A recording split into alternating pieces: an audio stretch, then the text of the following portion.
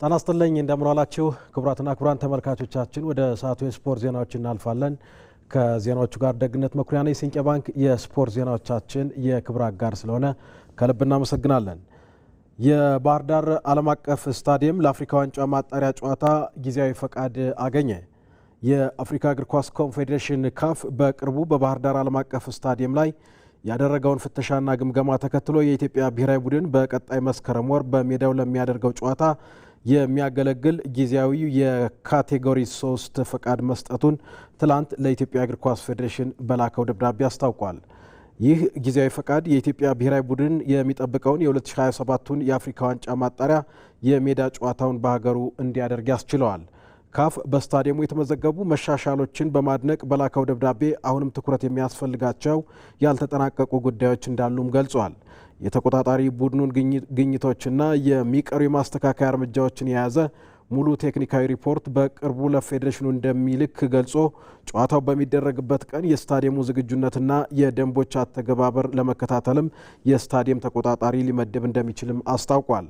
ካፍ አያይዞም ለኢትዮጵያ መንግስት፣ ለኢትዮጵያ እግር ኳስ ፌዴሬሽን፣ ለስታዲየሙ አስተዳደርና ለሚመለከታቸው አካላት በሂደቱ ላደረጉት ትብብር ምስጋና ማቅረቡን የኢትዮጵያ እግር ኳስ ፌዴሬሽን ገልጿል። በአፍሪካ ኮንፌዴሬሽን ዋንጫ የሚሳተፈው ወልዋሎ ዓዲግራት ዩኒቨርሲቲ እግር ኳስ ክለብ 5 ተጫዋቾችን ሲያስፈርም የ7 ተጫዋቾቹን ውል ደግሞ አራዝሟል። ወልዋሎ ዓዲግራት ዩኒቨርሲቲ ካርሎስ ዳምጠውን ከወላይታ ዲቻ፣ በረከት ሳሙኤልን ከሐዋሳ ከተማ፣ አህመድ ረሽድን ከድሬዳዋ ከተማ፣ አቤል እንዳለን ከምድረገነት ሽረና ኦስማን መሐመድን ከመንጌ ቤላሻንጉል ሲያስፈርም የሰመረ ሀፍታይንና በየነ ባንጃን ጨምሮ የ7 ነባር ተጫዋቾቹን ውልም አራዝሟል። በሴቶች እግር ኳስ ደግሞ ሲዳማ ቡና እግር ኳስ ክለብ 7 አዳዲስ ተጫዋቾችን ሲያስፈርም ልደታ ክፍለ ከተማ 2 ተጫዋቾችን፣ መቻል ደግሞ 1 ተጫዋች ማስፈረማቸውን የኢትዮጵያ እግር ኳስ ፌዴሬሽን ይፋ አድርጓል።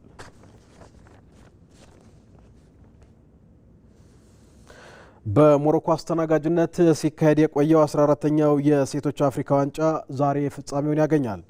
አዲስ አሸናፊ ሀገር ባገኘው ውድድር ካሜሩንና ማላዊ ዋንጫውን በታሪካቸው ለመጀመሪያ ጊዜ ለማሳካት ምሽት 4 ሰዓት ላይ ይፋለማሉ።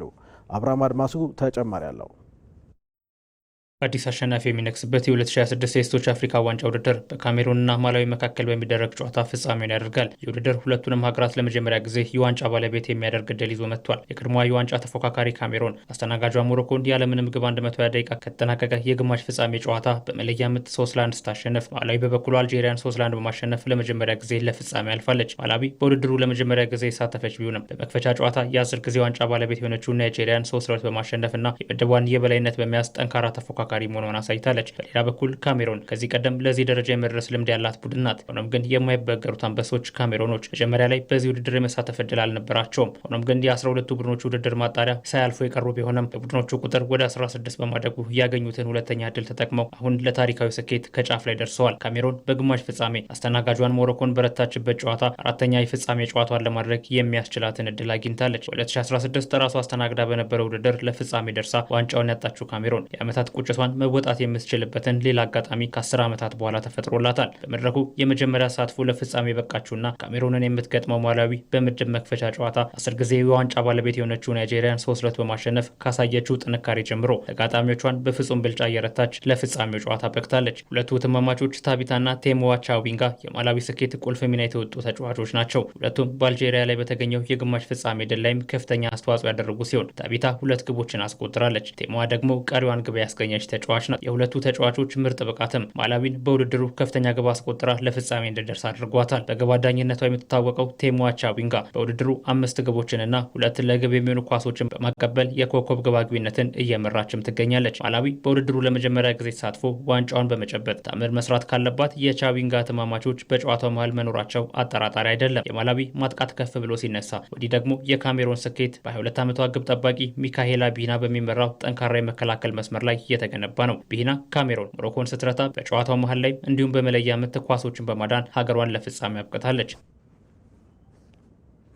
በዚሁ በሴቶች አፍሪካ ዋንጫ ትላንት ለደረጃ በተደረገ መርሃ ግብር አስተናጋጇን ሞሮኮን የገጠመችው አልጄሪያ በመለያ ምት አሸንፋ ሶስተኛ ደረጃን ይዛ አጠናቃለች። ወደ ስፔን ላሊጋ መረጃችን ስናልፍ የስፔን ላሊጋ የውድድር ዓመቱ ትላንት በሁለት ጨዋታዎች በይፋ ሲጀመር ዲፖርቲቮ አላቬስ እና ሴቪያ ተጋጣሚዎቻቸውን አሸነፉም። በመጀመሪያዎቹ ሁለት ጨዋታዎች ትላንት ሁለት ቀይ ካርድ በታየበት የላሊጋ መርሃ ግብር ዲፖርቲቮ አላቬስ ሄታፌን 3-0 ሲረታ ቴናግሊያ፣ ማሪያኖና ሚኬል ሮድሪጌዝ የአላቬስን 3 ግቦች አስቆጥረዋል። በጨዋታው ኪኮ ፌሜኒያ በ42ኛው ደቂቃ ከሄታፌ በኩል በቀይ ካርድ ከሜዳ ወጥቷል። ሴቪያም በሜዳው ራዮ ቫይካኖን 2-1 በመርታት ውድድሩን በድል ጀምሯል። አልቫሮ ጋርሲያ ለቫይካኖ ቀድሞ ግብ ቢያስቆጥርም ጆን ጉሪዲና ፒኩዌ በፍጹም ቅጣት ምት ሁለቱን የሲቪያን የማሸነፊያ ግቦች ያስቆጠሩ ተጫዋቾች ናቸው። ኪኬ ሳላስ 88ኛው ደቂቃ ላይ በቀይ ካርድ ከሲቪያ ወጥቷል። ዛሬ ሁለት የስፔን ላሊጋ ጨዋታዎች ቀጥለው ሲደረጉ አዲስ አዳጊው ሬሲንግ ከቪያሪያል ምሽት 12 ሰዓት ላይ፣ ኤስፓኞል ከሌቫንቴ ደግሞ ምሽት 2 ሰዓት ላይ መርሃ ግብራቸውን ያከናውናሉ።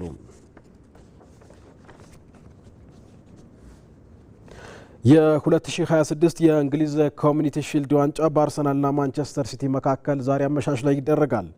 የእንግሊዝ ፕሪምየር ሊግ መጀመር እንደ ማብሰሪያ ዋዜማ ተደርጎ የሚወሰደው ይህ ጨዋታ የፕሪምየር ሊጉ ሻምፒዮንና የኤፍኤ ዋንጫ አሸናፊውን ያገናኛል። የዘንድሮው ፍልሚያ ከ20 ዓመታት በኋላ ከተለመደው የዌምብሌይ ስታዲየም ውጭ በካርዲፍ በሚገኘው ፕሪንሲፓሊቲ ስታዲየም ይደረጋል። ከ22 ዓመታት በኋላ የፕሪሚየር ሊጉን ዋንጫ ያነሳው አርሰናልና አሰልጣኝ ኢንዞ ማሬስካ አዲሱን የውድድር ዘመን በዋንጫ አጅበው ለመጀመር ወደ ሜዳ ይገባሉ። መድፈኞቹ በቅድመ ውድድር ዝግጅታቸው ውጣ ውረድ ቢያሳዩም ከኮሞ ጋር ባደረጉት የመጨረሻ የአቋም መለኪያ ጨዋታ በመለያ ምት ድል በማድረግ ወደ ኮሚኒቲ ሺልዱ አምርተዋል። በጨዋታው ዊሊያም ሳሊባ በጀርባ ጉዳት ምክንያት ወደ ሜዳ የማይገባ ሲሆን ዴክላን ራይስ፣ ቡካዮ ሳካና ማርቲን ዙቢሜንዲ ለጨዋታው ዝግጁ መሆናቸው ተረጋግጧል። ለማንቸስተር ሲቲ ግን የዛሬው ጨዋታ ከአንድ ዋንጫ ፍጻሜ በላይ ትርጉም አለው። የፔፕ ጓርዲዮላ የረዥም ጊዜ ስኬት ዘመን ካበቃ በኋላ ኢንዞ ማሬስካ የክለቡን አሰልጣኝነት ተረክበው የሚያደርጉት የመጀመሪያው ትልቅ ፈተናቸው ይሆናል። አርሰናል በ2023 በኮሚኒቲ ሺልድ ዋንጫ ማንቸስተር ሲቲን በመለያ ምት አሸንፎ ዋንጫውን ማንሳቱ ይታወሳል። ይህም የዛሬውን ግጥሚያ በተለይ ለሁለቱ ደጋፊዎች ልዩ ትዝታ ያለው እንዲሆንም አድርጎታል። አርሰናል 17 ጊዜ የኮሚኒቲ ሺልድ ድሎችን ሲያሳካ ማንቸስተር ሲቲ ደግሞ 7 ጊዜ ነው ዋንጫውን ማንሳት የቻለው። ተጠባቂው መርሃ ግብር አመሻሽ 11 ሰዓት ላይ ሲል ይጀምራል።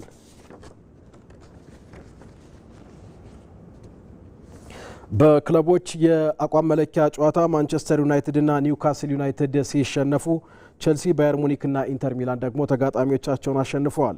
በቀድሞ አሰልጣኙ ሩበን አሞሪም የሚመራው ኤሲ ሚላንን የገጠመው ማንቸስተር ዩናይትድ 4-2 ተሸንፏል።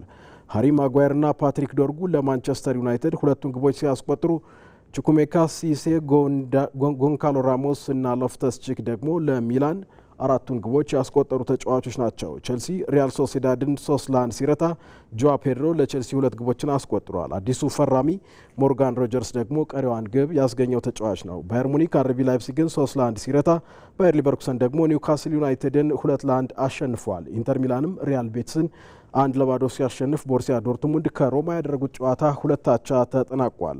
ሊቨርፑል ከኮሞ፣ ሸልከ 0-4 ከሪያል ማድሪድ እንዲሁም ባዝል ከባርሴሎና ዛሬ ምሽት የሚያደርጓቸው ጨዋታዎች ተጠባቂዎች ናቸው።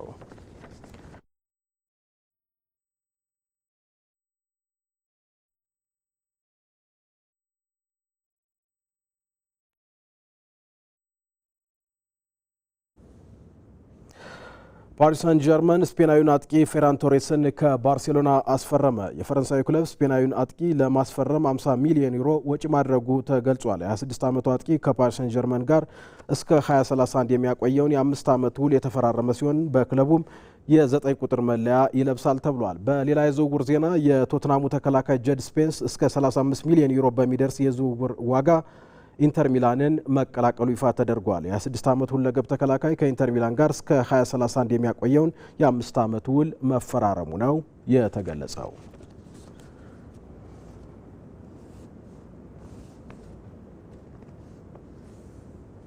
ተመልካቾች ከኢትዮጵያ ቴሌቪዥን የሰዓቱ የስፖርት ዜናዎቻችን በዚህ ተጠናቀቁ። ደግነት መኩሪያ ነበርኩ። በሰላም ዋሉ።